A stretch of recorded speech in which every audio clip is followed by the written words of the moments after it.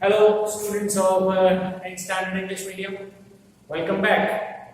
तो आइए हम रिज्यूम करते हैं हमारा 8th chapter SS social science में 8th चैप्टर यानी कि ज्योग्राफी का फर्स्ट चैप्टर जो हम ऑलरेडी पढ़ रहे हैं नेचुरल रिसोर्सेज। और अभी तक हमने रिसोर्सेज के बारे में पढ़ा था और उसके भी डिफरेंट टाइप्स होते हैं उसके बारे में हमने पढ़ा है। ठीक है, आज हम पढ़ने जा रहे हैं। आपको अपना टेक्स्ट बुक जो है वो अपने हाथ में रखना है और टेक्स्ट बुक का पेज नंबर 61 में सॉइल फॉर्मेशन और सॉइल के बारे में और सॉइल के डिफरेंट टाइप्स जो होते हैं उसके बारे में आज हमें पढ़ना है। Okay, so let's start. Right, so सबसे पहले जैसे आप देख सकते हो बोर्ड में मैंने लिखा है सॉइल और उसका डेफिनेशन। सॉइल का मतलब क्या है, तो बहुत ही जनरल और इजी लैंग्वेज में लिखा हुआ है ये डेफिनेशन है, आपकी टेक्स्ट बुक में भी ऑलरेडी लिखा हुआ है। Soil means the place where vegetation grows. Okay, जहां पे वेजिटेशन का जो ग्रोथ होता है उस जगह को हम सॉइल कह सकते हैं। ओके, लेकिन उससे पहले सॉइल फॉर्मेशन का जो छोटा सा पैराग्राफ लिखा है उसके ऊपर आप ध्यान दीजिएगा। मैं आपको इजी लैंग्वेज में समझाऊंगा कि सॉइल बेसिकली बनती कैसे है। ओके, उसको प्रैक्टिकली समझना बहुत ही जरूरी है। हमारे एटमॉस्फेयर में हमारे आसपास जो हमें सॉइल देखने को मिलती है उसका फॉर्मेशन जो है उसके बनने के लिए उसका जो पैरेंटल रॉक होता है वो रिस्पॉन्सिबल होता है। Okay, firstly we need to understand that soil basically is the thin layer of like the crust on which is spread on the crust of the earth. Earth का जो crust होता है यानी उसका जो पूरी लेयर होता है उसके सबसे ऊपर बिखरा हुआ एक पतला सा एक थिन लेयर होता है, उसी को हम सॉइल बोलते हैं। ठीक है, जो कि छोटे छोटे पार्टिकल्स होते हैं और ये पार्टिकल के नीचे जो पैरेंटल रॉक होता है उसी पैरेंटल रॉक के जरिए उसका डेन्यूडेशन होने की वजह से ओके डेन्यूडेशन होने की वजह से उसमें से जो छोटे छोटे पार्टिकल्स बिखरते हैं या तो अलग होते हैं, ठीक है, वो उस एरिया में वो लोकल एरिया में हवा की वजह से या तो पानी की वजह से स्प्रेड हो जाते हैं वाइड लेवल पे और उसी चीज को हम सॉइल बोलते हैं। ठीक है, सॉइल के अंदर बहुत सारी दूसरी चीजें मिक्सअप होती है। ओके, जैसे कि डेन्यूडेशन तो होता ही है लेकिन उसके साथ साथ प्लांट्स और इंसेक्ट्स के रिमेन्स भी उसके अंदर होते हैं, ह्यूमिडिटी होता है, एयर भी होता है और जो मिनरल्स होते हैं ये सारी चीजें इकट्ठा होती है सॉइल पार्टिकल के अंदर जिसकी वजह से सॉइल बनता है। सॉइल का पर्टिकुलर नेचर बनता है। ठीक है, तो सॉइल फॉर्मेशन को हम अब टेक्स्ट बुक के हिसाब से समझेंगे कि सॉइल बनता कैसे। जैसे मैंने आपको बताया, वापस वही चीज मैं रिपीट कर रहा हूं, minerals, humidity, air, okay, parental rock जिसके बारे में ऑलरेडी मैंने आपको बताया वो चीज जो कि मेन होता है। Without parental rock the soil can not be form, वो होता है। फिर बायोटिक रैमनेंट्स, बायोटिक रैमनेंट्स यानी जो पेड़ पौधे होते हैं वो और जो इंसेक्ट्स होते हैं उनके रिमेन्स, उनको हम बायोटिक रेमिनेंट्स कहेंगे। ठीक है, ज्योग्राफिकल लैंग्वेज में। और उसके साथ साथ denudation of the rocks due to climatic impact, हवा चलती है या तो बारिश होती है या तो पानी बहता है जमीन के ऊपर से, ये सारे जो अलग अलग इंपैक्ट्स होते हैं, असर होते हैं, उसकी वजह से जो रॉक का डेन्यूडेशन होता है, डेन्यूडेशन होना यानी उसको इजी लैंग्वेज में हम समझेंगे कि रॉक घिसता है ये सारे फैक्टर्स की वजह से। ओके, खास करके हवा और पानी, ओके, इन दोनों की वजह से ये रॉक जो घिसता है और वो घिसने की जो प्रोसेस होती है उसकी वजह से पार्टिकल्स अलग होते हैं। ठीक है, तो उसी पार्टिकल्स के स्प्रेड होने की वजह से सॉइल बनता है। हालांकि ये प्रोसीजर जो है काफी लंबा है। ओके, ऐसा नहीं है कि बहुत ही छोटे समय में ये सब कुछ हो जाता है। It's a very long process which is spread over the number of years. काफी टाइम तक ये, काफी सालों तक ये प्रक्रिया चलती है और as a result of that the soil is formed. Okay, And then there are addition of the remains of vegetation and insects.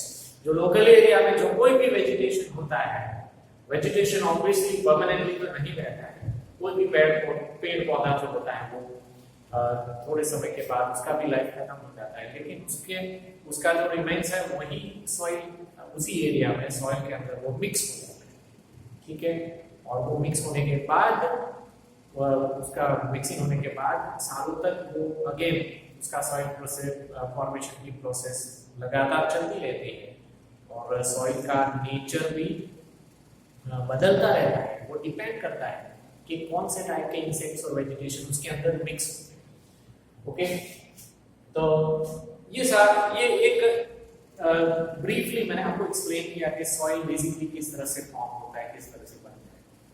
Okay, कुछ वही चीज आपकी टेक्स्ट बुक में भी लिखा हुआ है, उसके आप यानी लेक्चर लिखना होने के बाद यहाँ पे बेसिक कॉन्सेप्ट अंडरस्टैंड करने के बाद आपको ये चैप्टर पढ़ना है, तो ठीक से आपको समझ में आ जाएगा। ओके, सॉइल फॉर्मेशन में दूसरे कुछ फैक्टर्स जो होते हैं वो रिस्पॉन्सिबल होते हैं, जैसे कि कलर। ओके, यानी जो हर एक टाइप की सॉइल का अलग अलग कलर होता है, तो वो टाइप्स ऑफ सॉइल हम बाद में पढ़ेंगे, तब ये चीज आएगा कि कौन से टाइप की सॉइल कौन से कलर की होती है। वो climate, parental rocks, structure, humus, these are the main factors which are responsible for the formation of that particular type of soil. Okay, अब हम टाइप्स ऑफ सॉइल के बारे में समझेंगे। सॉइल के भी बहुत सारे टाइप्स हैं, टोटल मिला के आपके टेक्स्ट बुक के हिसाब से मैंने देखा है, तो there are 8 different types of soil. Okay, लेकिन ये टाइप्स ऑफ सॉइल जो है उसको तय कौन करता है? So there is an authorized governing body which decides the type of soil, determines the types of soil in India, और उस governing body जो है उसका शॉर्ट फॉर्म दिया गया आपकी टेक्स्ट बुक में ICAR, okay, which is an authorized Indian governing body that determines the types of soil. ICAR का फुल फॉर्म है Indian Council of Agricultural Research। आपके ऑब्जेक्टिव क्वेश्चन के लिए ये इंफॉर्मेशन याद रखना बहुत जरूरी है। Once again I repeat, ICAR is an authorized governing body that determines the types of soil in India, और उसका फुल फॉर्म है Indian Council of Agricultural Research। Okay, you must remember it, okay, for your own knowledge and for performing the objective answer also. Okay, according to the classification done by ICAR, there are 8 types of soil, as you can see over here. The first one is alluvial soil, second is red soil, the third is black soil, fourth one is laterite soil, fifth type is desert soil, sixth one is mountain soil, seventh type is forest soil, and the eighth one is marshy soil. ये 8 प्रकार है, ठीक है, हमारे Indian soil. अब एक के बाद एक सारे टाइप्स को हम टेक्स्ट बुक में से डायरेक्टली पढ़ेंगे। Okay, so you are kindly requested to pay your close attention to the text book. Alluvial soil, उसकी शुरुआत हो रही है page number 61 at the bottom, okay, of page number 61। Alluvial soil की खासियत क्या होती है? This type of soil is spread over about 43% of the total area of India। यानी हमारे इंडियन लैंड एरिया जो है उसका 43% ऑफ लैंड एरिया ये एलुवियल सॉइल का ही है। यानी कि सबसे ज्यादा दिखने वाली इंडियन मेन लैंड में दिखने वाली अगर कोई सॉइल है तो वो है एलुवियल सॉइल, क्योंकि वो 43% एरिया में फैली हुई है। This soil is found in the northern plain from the Brahmaputra Valley in the east up to Satluj in the west and in the delta regions of Mahanadi। ये उसका span है कि ये एरिया जो लाइक टेक्स्ट बुक में mention किया गया है उन एरिया में ये एलुवियल सॉइल स्प्रेड हुआ है। उसके अलावा गोदावरी, कृष्णा, कावेरी रिवर्स साउथ में, ठीक है, वहां तक का एरिया एलुवियल सॉइल जो है वो कवर करता है। The formation of alluvial soil is due to the alluvial deposition by the river. Alluvial soil ये नाम क्यों पड़ा है? ठीक है, रिवर्स जो अपने साथ जो alluvial deposition लेकर आती है और उसके आसपास के एरिया में उसको स्प्रेड करती है, जिसकी वजह से काफी फर्टाइल एरिया होता है ये, ठीक है, इसलिए लाइक रिवर डिपोजिशन से बना हुआ ये एरिया होता है, ओके, जिसको हम alluvial deposition भी कहते हैं। Ultimately that type of soil is identified as alluvial soil, ठीक है। there is more proportion of potash, ठीक है, इसका कंपोजिशन किस तरह से होता है, वहां पे पोटाश ज्यादा देखने को मिलता है। उसके अलावा फॉस्फोरिक एसिड एंड लाइमस्टोन, ठीक है, पोटाश, फॉस्फोरिक एसिड, लाइमस्टोन, ये तीन चीजें उसमें ज्यादा करके पाई जाती है। और उसके अलावा नाइट्रोजन और ह्यूमस भी इस टाइप की सॉइल के अंदर पाया जाता है। If pulses are grown in the soil, the nitrogen content can be stabilized. ये बहुत ही इंपॉर्टेंट पॉइंट है आपको याद रखने के लिए कि जनरली ऐसी सॉइल में रिकमेंडेशन किया जाता है कि क्रॉप रोटेशन के हिसाब से, क्रॉप रोटेशन का मतलब होता है कि कोई एक पर्टिकुलर क्रॉप उगाने के बाद सॉइल का फर्टिलिटी बरकरार रखने के लिए जो दूसरे टाइप के पर्टिकुलर टाइप का जो क्रॉप उगाया जाता है उस जमीन में, उसी को क्रॉप रोटेशन कहते हैं, ठीक है।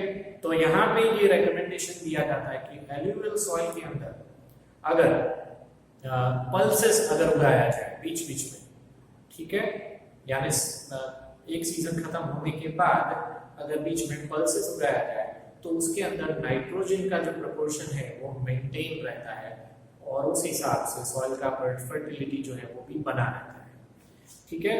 अब इसमें कौन कौन से क्रॉप्स लिए जाते हैं, you have to underline it कि कौन सी, खास करके हर एक टाइप में हम ये पढ़ेंगे कि कौन से टाइप की सॉइल कौन से क्रॉप्स के लिए अच्छी होती है, ठीक है। तो ये एलुवियल सॉइल में wheat, paddy, sugarcane, jute, cotton, maize, oil seeds, ये सारे क्रॉप्स लिए जाते हैं एलुवियल सॉइल, ओके। अब इस पेज के अंदर पेज नंबर 62 के ऊपर एक बहुत ही अच्छा सा बढ़िया सा कलरफुल मैप दिया गया है। इन केस अगर आपके पास टेक्स्ट बुक है तो आपको मालूम नहीं होगा, ठीक है, लेकिन जिनके पास टेक्स्ट बुक नहीं है उनको ये मैप देखना है। ये मैप आपको आइडिया देता है कि पूरे इंडिया में, हमारे देश में कौन से टाइप का सॉइल कहां पर देखने को मिलता है, ओके। पेज नंबर 62 के ऊपर आपको ये मैप दिया गया है। तो आइए अब हम पढ़ते हैं दूसरे टाइप के बारे में जिसका नाम है red soil. Red soil occupies about 19% of the total land of India. जितना भी लैंड एरिया है इंडिया का, उसका 19% लैंड एरिया जो है वो रेड सॉइल से भरा हुआ है। It is spread from Tamil Nadu in the peninsular India up to Bundelkhand in the north and from Rajmahal hills in the east up to Kutch in the west। तो ज्यादा करके साउथ सदर्न एरिया में, साउथ ईस्ट एरिया में, ठीक है, और थोड़ा बहुत वेस्टर्न एरिया भी हम कह सकते हैं, वहां पे रेड सॉइल देखने को मिलता है। Such soil is found in some part of Rajasthan, okay, north west में राजस्थान स्टेट है, वहां के कुछ हिस्सों में भी ये सॉइल पाई जाती है, red soil. The soil is red in color due to the presence of ferric oxide, very very important point for you, okay। ये मिट्टी का red colour, red soil obviously उसके कलर के हिसाब से उसको रेड सॉइल बुलाते हैं, ओके। तो ये रेड कलर जो है वो फेरिक ऑक्साइड की वजह से हमें दिखता है रेड कलर। और लाइक एक जनरल फैक्ट के जरिए हमें ये भी याद रखना है कि लाइक कुछ यूरोपियन कंट्रीज हैं, लाइक स्पेन है, फ्रांस है, पोर्चुगल है, okay, south European countries, Italy भी हम कह सकते हैं, वहां पे रेड कलर की सॉइल बहुत ज्यादा मात्रा में पाई जाती है। इंडिया में भी जैसा हमने आगे पढ़ा कि 19% लैंड एरिया में रेड सॉइल पाई जाती है, तो फेरिक ऑक्साइड की वजह से इसका रेड कलर दिखता है, ठीक है।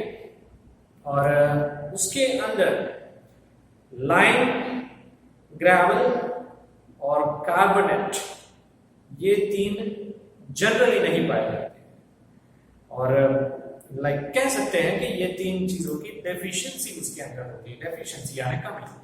सो there is a deficiency of lime, magnesium, phosphate, nitrogen and potash in this soil. ठीक है, ये जो सेडिमेंट्स होते हैं, ये जो मिनरल्स होते हैं, उसकी कमी है। ओके, वापस दोबारा मैं पढ़ रहा हूं कि कौन से सेडिमेंट्स या फिर कौन से मिनरल्स की ये रेड सॉइल में कमी है।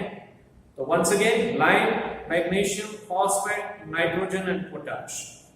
ओके, ये सारी मिनरल्स की रेड सॉइल के अंदर कमी होती है। और इसमें जो जनरली लिए जाने वाले क्रॉप्स हैं वो है millet, cotton, wheat, jowar, linseed, groundnut, potato. These crops are sown in this particular type of soil. इनको आपको अंडरलाइन या हाईलाइट करना है। ठीक है, अब तीसरा टाइप है वो है ब्लैक सॉइल। ठीक है, ब्लैक और Regar soil covers about 15% of the total area of India. Black soil का दूसरा नाम है रेगर सॉइल, यानी रेगर सॉइल भी हम उसको कह सकते हैं। 15% एरिया वो कवर करता है इंडिया का। This soil was formed due to the spreading of Deccan lava.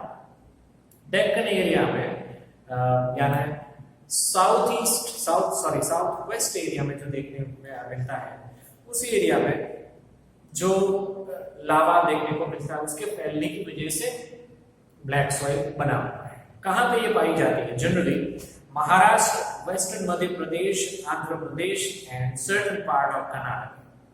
These are the areas where you can easily find the black soil. अब गुजरात की बात करें तो काफी एरियाज में ब्लैक सॉइल पाई जाती है। गुजरात, सूरत, भरूच, नर्मदा, वडोदरा, तापी, डांग डिस्ट्रिक्ट, ये सारे डिस्ट्रिक्ट ऐसे हैं जहां पे ब्लैक सॉइल पाई जाती है। Lava rocks and climate play an important role in the formation of such soil, यानी लावा जिसके बारे में हमने ऑलरेडी पढ़ा है पहले कि डेक्कन लावा की वजह से, और उसके अलावा क्लाइमेट भी एक रिस्पॉन्सिबल फैक्टर है जिसकी वजह से ब्लैक सॉइल बनता है। There is more proportion of iron, lime, calcium, potash, aluminium and magnesium carbonates in this type of soil. इसको आपको हाईलाइट करना है कि कौन से मिनरल्स इसमें पाए जाते हैं। तो दोबारा मैं पढ़ रहा हूं, iron, lime, calcium, potash, aluminium and magnesium. ठीक है, तो ये काफी एक मिनरल रिच सॉइल है, प्लस फर्टाइल भी है, बहुत ही फर्टाइल सॉइल है ये। This soil has the capacity of retaining more moisture. Fertile इसलिए है क्योंकि ये पर्टिकुलर टाइप का सॉइल में मॉइस्चर रिटेन करने की जो क्षमता है, जो एक एबिलिटी है, वो काफी है। Whenever the moisture dries up, it develop fissures. Okay, इस टाइप की सॉइल का एक पर्टिकुलर कैरेक्टरिस्टिक है, जैसा कि आप पिक्चर में देख सकते हो। पेज नंबर 63 में 8.3 में एक पिक्चर दिखाया गया है कि अगर ये सॉइल ड्राई हो जाती है, यानी कि काफी टाइम तक अगर वहां पे पानी नहीं गिरता है, बारिश नहीं होती है, तो उसमें फिशर्स बन जाते हैं। फिशर्स यानी पतले पतले जगह जगह पे गैप्स बन जाते हैं। ठीक है, यानी ये लोकल एरिया में ये सॉइल जो है वो डिवाइड हो जाती है और उसको हम फिशर्स बोलते हैं इंग्लिश में। तो ये उसका एक पर्टिकुलर कैरेक्टरिस्टिक है। हम ये भी कह सकते हैं कि अगर बहुत लंबे समय तक अगर इसके ऊपर बारिश नहीं होती है तो वो जमीन हम उसका जो फर्टिलिटी है वो लूज कर देती है। क्रॉप्स की बात की जाए तो आपको अंडरलाइन करना है कि ये टाइप की जमीन में कौन कौन सी क्रॉप्स होते हैं। तो cotton, linseed, mustard, groundnut, tobacco और उड़द, अड़दनी दाल आपने गुजराती मायने कही है, तो ये सारे क्रॉप्स वहां पे होते हैं ब्लैक सॉइल में। ठीक है, आगे बढ़ते हैं। Fourth type is laterite soil. Fourth type is laterite soil which is named because of a particular region. Okay, region उसका ये है कि the name laterite is derived from the Latin word later. Okay, ये later L A T या उसी word को हम English में भी यूज करते हैं, उस वर्ड की बदौलत इसको हम लेटराइट सॉइल बोलते हैं। उसका मतलब ये है कि लेटर का लाइक इंग्लिश में जनरल मीनिंग अलग है, लेकिन यहाँ पे लैटिन भाषा में जो वर्ड इस्तेमाल होता है लेटर, उसका मतलब होता है ब्रिक। ओके, ब्रिक में से बनता हुआ सॉइल यानी लेटराइट। उसका भी अच्छा खासा एक रेड कलर होता है लेटराइट सॉइल का, और लेटराइट सॉइल का रेड कलर होने की वजह जो है वो है iron oxide. You should underline this sentence, यहाँ पे ऑलरेडी लिखा ही है, its red colour is due to the iron oxide. ठीक है, when the soil becomes wet it becomes smooth like butter and when it is dry it becomes very hard। ठीक है, जब ये मिट्टी गीली होती है तो एकदम बटर की जैसी स्मूथ हो जाती है, लेकिन जब उसका मॉइस्चर नहीं होता है, इसके अंदर मॉइस्चर नहीं होता है, तो वो बहुत ही रॉक के जैसी हार्ड हो जाती है। ठीक है, it is formed due to the change of dry and moist climate and due to the prevention of silica based material। ठीक है, सिलिका बेस्ड मटेरियल इसके अंदर मौजूद नहीं होता है, तो ये अपने आप लेटराइट सॉइल बन जाती है। This soil has developed in the higher area of peninsular plateau of India। Peninsular plateau के शुरुआत होनी उसके शुरू होते ही यानी सेंट्रल इंडिया में, प्रैक्टिकली मैं आपको बता रहा हूँ कि सेंट्रल इंडिया में ये टाइप की सॉइल जो है वो ज्यादा करके पाई जाती है। This soil has developed in the higher area of peninsular plateau। The soil contains more of iron, potash and aluminium। Okay, underline it please। इस सॉइल के अंदर आयरन, पोटाश और एल्यूमिनियम पाया जाता है। This soil is less fertile। ठीक है, यानी फार्मिंग के लिए ये सॉइल अनुकूल नहीं है, फर्टिलिटी का इतना ज्यादा नहीं होता है, लेकिन अगर इरिगेशन फैसिलिटी अवेलेबल है तो, और अगर थोड़ी बहुत बारिश होती है, तो वहां पे cotton, paddy, ragi, sugar cane, tea, coffee, cashew nuts etcetera उगाए जा सकते हैं। ठीक है, so this was all about laterites. Fifth one is desert soil. इसको समझना बहुत ही इजी है। ऐसी जमीन ऐसा एरिया जहां पे बारिश नहीं होती है, तो ऑब्वियसली वो बहुत ही ड्राई टाइप की मिट्टी बन जाती है और उसको हम डेजर्ट सॉइल कहते हैं। This type of soil is seen in the area where climate is arid और सेमी एरिड। जहां पे एरिड क्लाइमेट है यानी कि सूखापन है, वहां पे बारिश बहुत ही कम होती है या तो नहीं होती, वहां पे डेजर्ट सॉइल पाई जाती है। The soil is Sandy and infertile. Okay, fertile का ऑपोजिट वर्ड है इनफर्टाइल। सैंडी यानी ये जमीन में बहुत बहुत भारी मात्रा में सूखी रेत होती है, इसलिए उसको सैंडी सॉइल भी कहते हैं।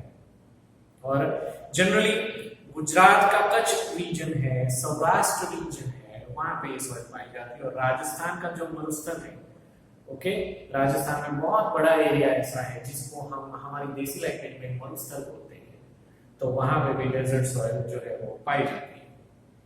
उसके बाद सिक्स्थ टाइप है वो है माउंटेन सॉइल। तो ऑब्वियसली नाम से ही सजेस्ट होता है कि बहुत ही ऊंचाई वाले पहाड़ी एरिया में दिखने वाली जो सॉइल होती है उसको हम माउंटेन सॉइल कहते हैं। This type of soil is found in the valley and slopy regions of Himalaya at an altitude about 2700 to 3000 meters। जमीन से यानी जो नॉर्मल ग्राउंड लेवल से ऊंचाई वाले एरिया में 2700 मीटर से लेकर 3000 मीटर्स तक की ऊंचाई पर पाए जाने वाली जो मिट्टी होती है उसको माउंटेन सॉइल कहा जाता है। It's layer is very very thin. ये लिटरली पहाड़ी एरिया होता है, उसका लेयर बहुत ही थिन यानी पतला होता है और बहुत ही अंडरडेवलप्ड एरिया होता है ये। द सॉइल इज फाउंड इन, और स्टेट के हिसाब से अगर देखा जाए तो this soil is found in Assam, Darjeeling, Uttarakhand, Himachal Pradesh and Kashmir. ये सारे स्टेट हैं जहां पे माउंटेन सॉइल पाई जाती है। ठीक है, और जनरली वहां पे कोनिफेरस फॉरेस्ट टाइप का एक स्ट्रक्चर होता है। ठीक है, ऐसे पेड़ वहां पे पाए जाते हैं जो कि ऊंचाई में बहुत अच्छे खासे लंबे होते हैं, ठीक है, और उसका कोन शेप होता है। जैसे कि यहाँ पे लिखे हैं कुछ दो एग्जाम्पल लिखे हैं, पाइन और चीड़, ये दो टाइप के वृक्ष वहां पे पाए जाते हैं माउंटेन्स पर। अब सेवेंथ टाइप है फॉरेस्ट सॉइल। फॉरेस्ट सॉइल क्या है उसके बारे में पढ़ते हैं। This type of soil is found within the altitude between 3000 meters to 3100 meters। तो लिटरली हम कह सकते हैं कि जो माउंटेन सॉइल होता है उससे भी ज्यादा हाइट पर जो हमें देखने को मिलती है मिट्टी, उसको हम फॉरेस्ट सॉइल बोलते हैं, 3000 मीटर से भी ज्यादा ऊंचाई पर। Okay, and in their the coniferous forest of Himalayas are seen। और उन फॉरेस्ट के या तो वो एरियाज के कुछ पर्टिकुलर नाम हैं, जैसे कि Himalaya, Sahyadri, eastern Ghat, and the Terai region of Himalayas। These are the name of the areas where this type of forest soil is found। The surface of the earth is covered by shaded leaves of trees, and the upper part of the land becomes black due to the increase in the humus caused due to the decaying leaves। इस जमीन के ऊपर, क्योंकि उस जमीन पे कोई human habitation generally होता नहीं है, इसलिए वहां पे जो सारे पेड़ पाए जाते हैं उनके जो लीव्स हैं वो जमीन पर पड़ने की वजह से वो वहीं पे रहते हैं, ठीक है, और थोड़ा समय बीत जाने के बाद वो काले पड़ जाते हैं, इसलिए वो जमीन जो है वो पूरा ब्लैक कलर की दिखती है। और ये जो पत्ते होते हैं, ये लीव्स होते हैं, वो बड़े बड़े वहीं पे सड़ जाते हैं, सड़ने की वजह से वो काले पड़ जाते हैं और जमीन जो है ऊपर से काले रंग की दिखती है, ठीक है। Okay, the surface of the earth is covered by shady leaves of the trees and upper part of the land becomes black due to the increase in the humus caused due to the decaying leaves। तो वही बात यहाँ पर लिखा गया है जो मैंने आपको एक्सप्लेन किया कि जो लीव्स होते हैं वो गिर जाते हैं वहां जमीन पे, वहीं पे पड़े रहते हैं, फिर सड़ जाते हैं, जिसकी वजह से मिट्टी का कलर है वो ब्लैक दिखता है। इट चेंजेस इनटू ब्लू और red colour while going down with in the land. उसी एरिया से या तो उसी हाइट से अगर थोड़ा सा अगर हम नीचे आते हैं तो थोड़ा सा ये मिट्टी ब्लूइश कलर का या तो रेडिश कलर का हमें दिखता है, क्योंकि वहां पे पड़े हुए सूखे पत्तों की जो संख्या है वो कम होती है, इसलिए मिट्टी का ओरिजिनल कलर हमें थोड़ा बहुत देखने को मिलता है।